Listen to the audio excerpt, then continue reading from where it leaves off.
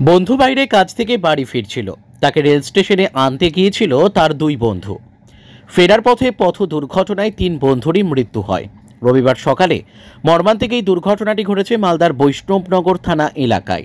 একসঙ্গে তিন যুবকের এমন মৃত্যুতে শোকস্তব্ধ গোটা এলাকা।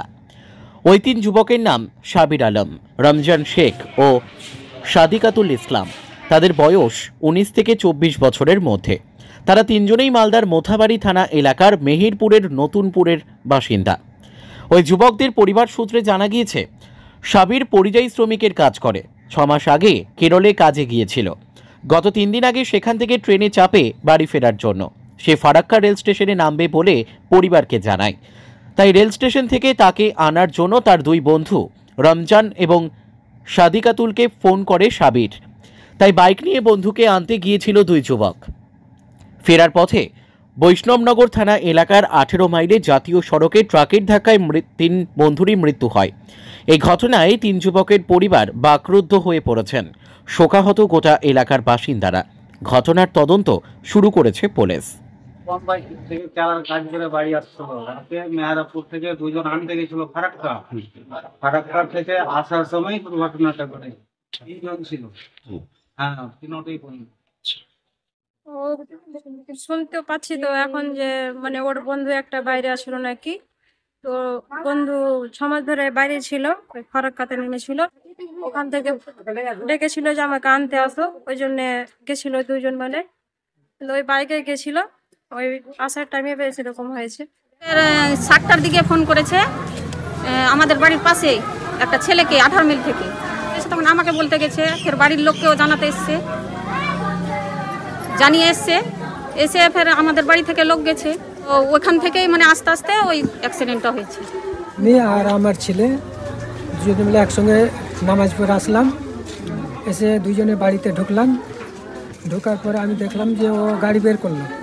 আমি জিজ্ঞাসা করলাম, কোথায় যাবি? বলছে আমি মোথাবাড়ি যাব। আমি আবার বললাম যে তুই কাজে যাবি কি? হ্যাঁ, কাজে যাব। তো কটায়? 6টার সময় লেগে যাব। আবার মোথাবাড়ি কী জন্য যাবি? আমি যাচ্ছি আর চলে আসছি। এই বলে গাড়ি বের করে নিয়ে চলে গেল। আমি যাইনি, গাড়িটা বের করলো। আমি বললাম যে সাইকেলটা নিয়ে যাও। না, আমি গাড়ি নিয়ে যাচ্ছি আর চলে আসছি, তাড়াতাড়ি চলে আসছি, এসে কাজে লাগবে। এই বলে বাড়ি থেকে বেরিয়ে চলে গেল। আমি আর কিছু বললাম না। তারপরে প্রায় 7টার দিকে আমাকে এসে এখানে রাস্তার ধারে এসে লোক বলল যে এরকম নাম সাবির নাম আর একটা সাদিকাতুল নাম। বলছে যে ওইখানে ওই কোথায় দারিয়াপুর হসপিটাল আছে, হ্যাঁ, তো এখান থেকে লোক যাও, তাড়াতাড়ি লোক যাও। এই তো লোক জোগাড় করছে। কী হয়েছে? তো অ্যাক্সিডেন্ট হয়ে গেছে 10 চাকাতে। তারপরে এখান থেকে লোক জোগাড় করলাম। পরে লোক মুখে শুনলাম যে একটা বন্ধুকে আনতে গেছিল ওরা। সকাল 7:05 ওই ন্যাশনাল হাইওয়ের একজন ফার্মাসিস্ট বলল, উনি আর একজন ভদ্রলোক এসে বললেন যে খারাপ পেশেন্ট এসছে, উনি এসো। তো বললো যে তিনজনই ডেট, স্পট ডেট হয়েছে। বললো যে ওরা কেউ চেনে না ওদেরকে, আননোন পার্সন তিনজনই। তো ওরা সংস্থা থেকে ওদের দুজনকে পাঠিয়েছে, হসপিটালে পাঠিয়েছে। দুইগুলো যখন ঢোকালো সে তো মানে খুবই খারাপ অবস্থা, একদম সিঙ্গল মাথা পেয়ে। ওরা বললো যে লরির চাকা নিচে পড়েছে। আমরা যখন ওদের ঠিকানার জন্য খুঁজছিলাম যে কে কোথাকার লোক, আমি পুলিশকে লিখি, পুলিশকে পরে লিখলাম এরকম